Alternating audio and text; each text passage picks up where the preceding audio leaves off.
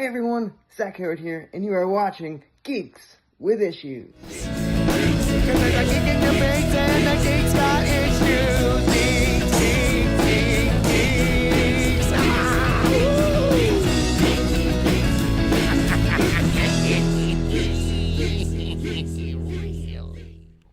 Hey, true believers, welcome to yet another exciting episode of Geeks with Issues 20XX, recorded here in the new basement of dreams at the Gateway Collaborative Media Studios in North Adams, Massachusetts.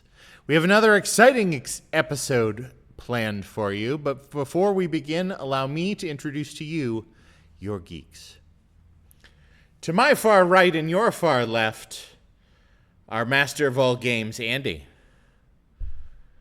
In the center, on the Zordon screen, our chief technologist, Ogre.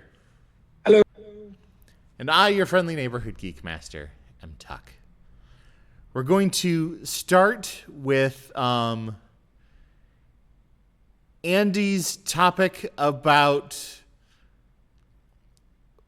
geeky old personing, I suppose you could call it. Yeah, as I get older, I sometimes long for the good old days when things were different and simpler, or at least, games or systems that I played had a certain feel to them that I want to recapture. And there's, in some ways, that's easier to do now than it used to be, with things like Steam being able to revert to an older patch version of a game, or people publishing like old school D&D rules and updated with a more modern feel. I'm curious as to if you guys have a similar experiences as to games or things that you like to have a certain way. One example that I had was using Google used to have Google Reader for reading RSS feeds for webcomics, and then they made those website that some people made called the Old Reader that mimicked that.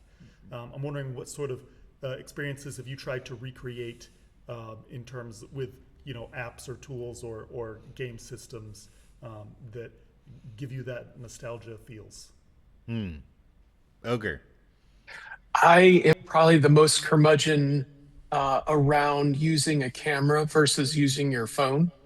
Like I understand that having your phone on you all the time is great and you should be able to take pictures with it, but it is nowhere near the experience or the quality of having your like a physical camera with controls that are specific to the different functions in the camera, knowing that like the back of your hand and being able to take pictures at any brightness, any color, like being able to just work the system and get out of your phone for a minute. That's my argument. See, I have a interesting curmudgeonly thing about what devices you use for what tasks. My offspring will regularly just operate off of their phones. Yeah. All tasks are phone tasks. Whereas I'm in that generational gap where phones were unreliable for certain things at one point. Sending any sort of extended amount of text. Sure. Even though it's vastly easier on a phone now, I just don't like, because I remember the days where you had to, press the 7 3 times in order to get the correct character you wanted, and then go to the next. So there are what I would classify as phone tasks, like quickly accessing information, checking email, sending a quick text, things of that nature. And then there are big computer tasks where you sit down in front of the desktop or the laptop, and that's where you do your banking. Yeah. That's where you pay bills. Right. I'm very much the same way. Like, I didn't get a banking app until like a year ago. I don't even I want to, if I'm sending or like my financial information, credit cards, other stuff like that, I want to see that HTTPS there, and you can't necessarily see that on your phone. And also part of that is like carpal and ulnar nerve issues with like I don't want to be holding my phone for an extended period of time while typing up, a blog post for this or other things like that. Like, I need a big computer for that. Well, and certain tasks just feel safer on the big computer. Yeah. Like you can check what's on the menu at the restaurant that you're going to Sure. while on vacation on your phone. Yeah. But you cannot plan your vacation on your phone. And yes, I understand you can plan your vacation on your phone.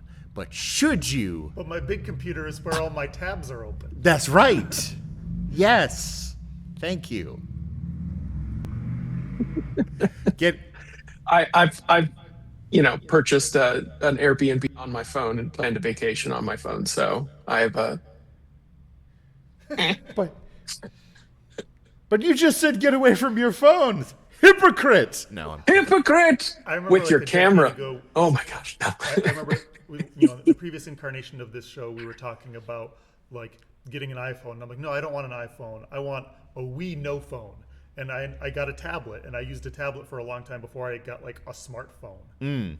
Because like I didn't want to have that. Like I know I can get addicted to technology and gadgets, and I didn't want to have the ability to do certain things on the device I carry around with me all the time. Quick last note on this. There seems to be a generational shift in this direction because a lot of people are excited about Commodore's new flip phone.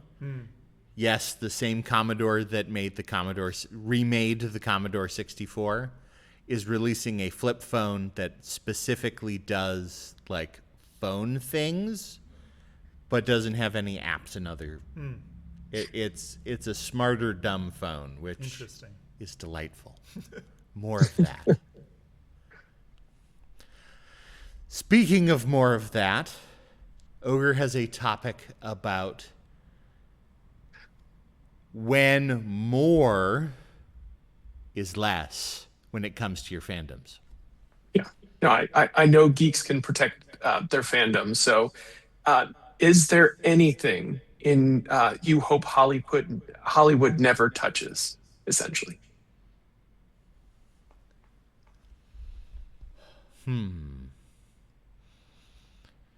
See, this is hard because it fights with that desire to see your imagination get physically realized in like prestige TV or a Yeah. film. Yeah. You want to see what you've only experienced in your mind Yeah. in person, but you also don't want them to mess that up, and you want to have it as close to your imagination as possible. Yeah. Like a few years ago, I would have said Dungeons and Dragons movies, but the recent one, turned me around on that compared to the previous Dungeons and Dragons movies. Well, because they finally realized that a standard D&D party is a crapshoot. Oh yeah. And having a group of adventurers who are terrible at this Yeah. is exactly the experience that people are interested in from their D&D movies. Exactly. Yeah.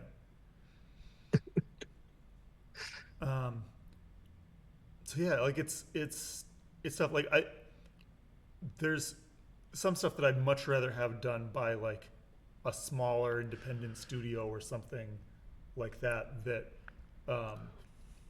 is going to be sort of less tainted by corporate interests. But the D&D movie showed that it is possible for that kind of thing to exist on the big screen and be done well. Yeah, like I'm curious as to where these Dune movies are going to go after a certain point, because it starts getting real weird. Like real weird. Starts. I mean, Dune is like a big epic space opera thing, and then for the first, the first movie, or the first book, great. Next two books make a pretty good trilogy, but it ends kind of weird, and then God Emperor of Dune picks up I'd say where that That left gets- off, but also 1,000 years later. Right. And then it gets to some really weird stuff, like weird kinky sex stuff in like books like 6 and beyond. Yeah. Yeah. Well, Are they going to try to make that a movie? I can't imagine that they would try to push too much past the trilogy, Yeah. because I think people would start to not be able to recognize what they're, because that's the other thing, is that I think the two barriers that geeks will come up against is, I want you to give me what's in my imagination. No, not like that. Right. And the fact that when you're producing something for Hollywood or prestige television, you are essentially producing it for a mass audience. Yeah. So when Dune gets weird, it stops being for a mass audience. Right.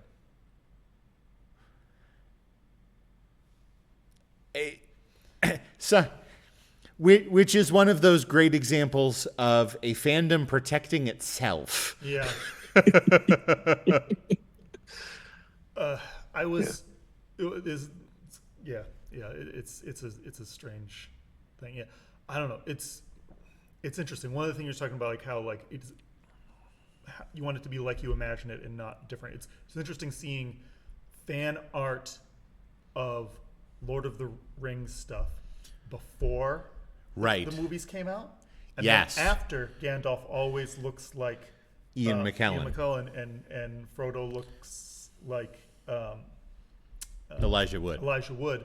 And it's interesting how many different variations of that and different variations of the depictions of the Balrog and stuff there were before the movies came out. They semi-homogenized based Yeah. on the image of the, Right. like the community accepted the image that was created by the films. And remarkably so. They did a remarkable job with it. Yes, absolutely. But yeah, it's tough. Like, there's some stuff that I'd like to see. I'd be curious to see how Hollywood tries it, and maybe I'll become as attached to it as the D&D movie and the Lord of the Rings movies, or maybe not. So we've got an odd interstitial this episode, because normally we take you out of the basement and into some other new and exciting place. But we actually have a journey in the basement, or at the very least at the studios of Gateway Collaborative Media, to do a big, exciting reveal for our sister show, Truly Independent Wrestling. Let's check out that reveal with me and Trevor.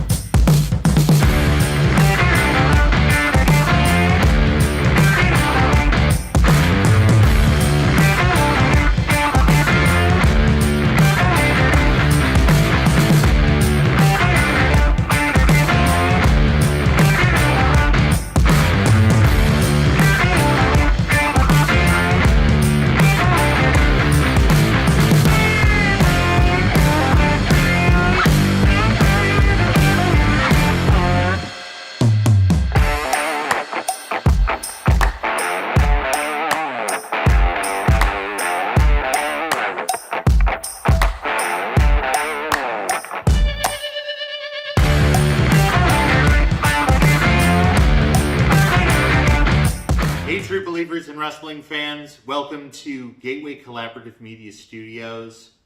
I'm Tuck, this is Trevor, and we have an exciting opportunity here because through Trevor's fantastic work, bringing together his geekdom and his passion and creating the fantastic Geeks With Issues presents Truly Independent Wrestling, we have this absurdly rare opportunity to be able to, like, be in the wrestling experience. Thanks to our friends at Trophy Smack, in this box, which has not yet been opened at all, is the championship belt for Gateway Collaborative Media. And it is the Digital Media Championship. It is styled with a little bit of a comic book flair because it's Geeks with Issues, and it should be. This is like the dream of any kid in their own basement of dreams who is a passionate wrestling fan, to have this moment where not only can they go and produce wrestling content, but be able to spearhead a brand new championship belt. How are you feeling? It's pretty cool, man. It's been a good relationship so far. Truly Independent Wrestling is a great company. We've got a lot of very cool fans, and I honestly thought this was a very cool way to celebrate that relationship, to say thank you to Truly Independent Wrestling, to say thank you to our fans, just to give them another thing to be excited about, and selfishly to see the Geeks with Issues logo on a wrestling championship belt. No further ado. Trevor, take it away, man. Let's see here. Look There at it that. is. Look at that. Gateway Collaborative Media, Truly Independent Wrestling, Digital Media Championship. Oh, wow. Geeks with Issues logo embossed on the side. Along with the Gateway Collaborative Media logo underneath. Let me feel this thing. That weighs a ton. That is a serious belt. Trophy Smack did a gorgeous job on this. Yeah, I've got to agree. This is going to look good on the waist of whoever the first champion is. Anybody except Dez. True believers, we're going to see you at the next TIW event. Thanks, guys. And until next time, geek on, geek out, and geek anywhere. Just clean up after yourself. Thank you for being a fan of Geeks with Issues. Thank you for being a fan of Truly Independent Wrestling, and for giving us this tremendous opportunity to be able to have our own championship belt. It's so cool. And we're looking forward to the crazy hijinks that are going to come from this amazing piece of leather and metal. So we look forward to it. Thank you, everybody.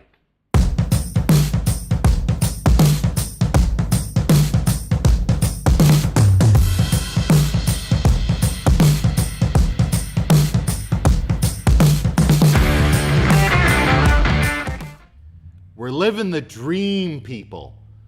We are creating a championship title. I once again, I can't take the darn thing off. I knew this was going to happen to me. That's okay.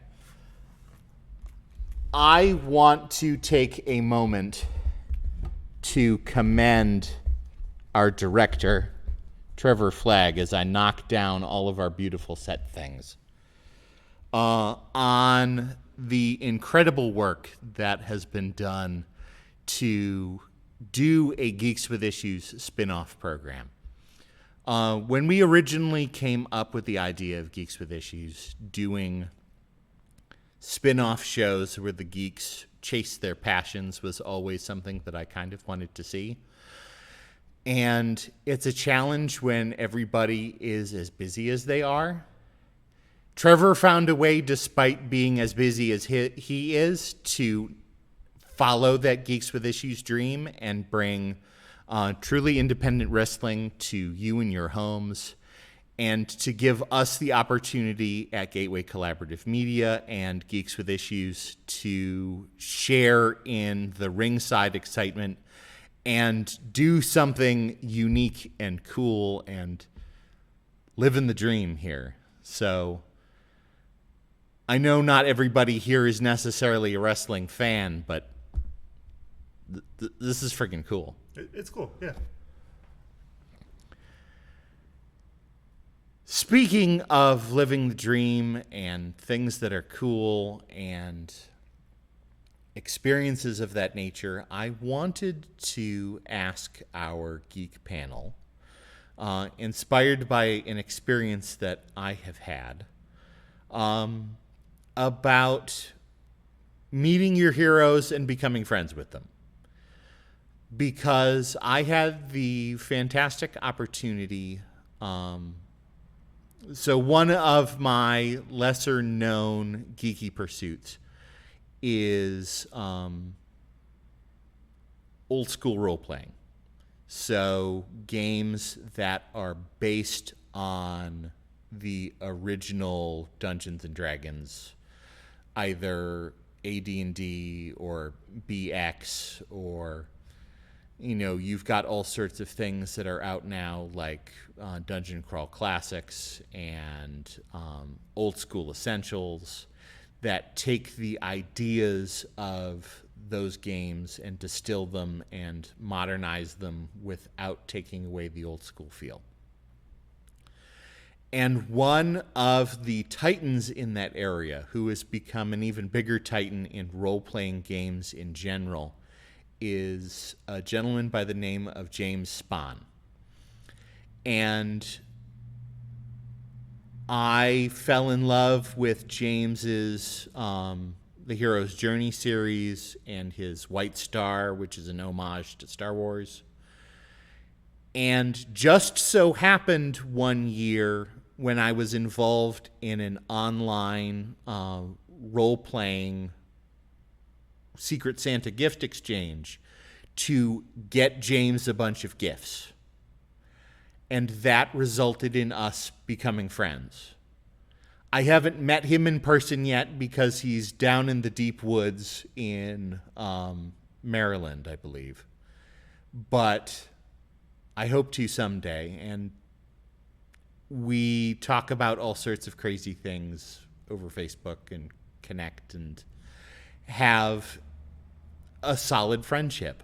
So I'm curious if there are any opportunities that either of you have had to find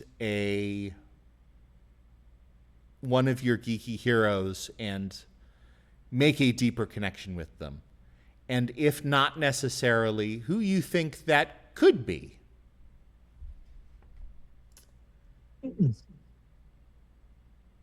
I haven't been fortunate enough to have that opportunity yet. Have you, Ogre? No, not.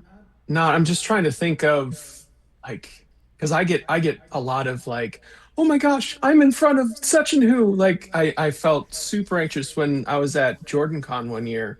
I was able to meet and talk briefly with Brandon Sanderson, and I was just mostly nervous, and my form of I just started sweating, like you do as a geek when you're like there with the person who writes all of the amazing stories that he writes and stuff. So it just, I got, yeah, that's kind. Yeah. Yeah, I've had a couple of things like that where, like, like maybe I had that opportunity, but I kind of chickened out. Like there was a time when I was after a D&D game with some friends in Northampton. Went out to brunch with one of them the next morning. We were talking about the game the night before, and I kept noticing that the table next to us, the two people there, were talking about Dungeons and Dragons as well. And it was like 6 months later that I realized, oh, one of those people was Jeff Jocks, the author of the webcomic Questionable Content, who at the time lived in Northampton. But I didn't recognize him at the time. I thought briefly about talking to the person at the next table who was also talking about D&D, but like, I don't know, what would I say? And, this was 15, 20 years ago. I was a nervous 20 something. Yeah, so I've had some maybe close calls or brushes with that, but never really been able to make that solid connection? I would not in a weird way. Don't stalk your heroes. But if the opportunity comes along to be able to talk to them and make a human connection, do it. Because the experience of getting to know one of your geek heroes is kind of trippy and is worth the effort if done well. Yeah. Just like every episode of Geeks with Issues 20XX is an effort done well. We've come to the end of another episode. We will be back in a couple weeks. Until we come back, we recommend that you check out our website, geekswithissues.net. You check out all of our various videos online. Just look for Geeks with Issues TV, wherever your fine videos can be located. And, of course, check out our sister show, Geeks with Issues presents Truly Independent Wrestling. It is truly a delight for wrestling fans. So until next time, this has been Andy? Ogre. and Tuck, reminding you to geek on, geek out, and geek anywhere. Just clean up after yourself. We'll see you next time on Geeks with Issues 20XX. Goodbye, everybody. You gotta blow on it. You gotta blow on it. I used to think anything was possible. I thought that I could be a king or Caesar. But I don't need all of that gold or silver. That's how I know that I'm a true believer. Some people wanna climb the corporate ladder, TPS reports, politics and schemes. Thanks to my chainsaw, my cubicle is firewood. Now I'm living in a basement of dreams.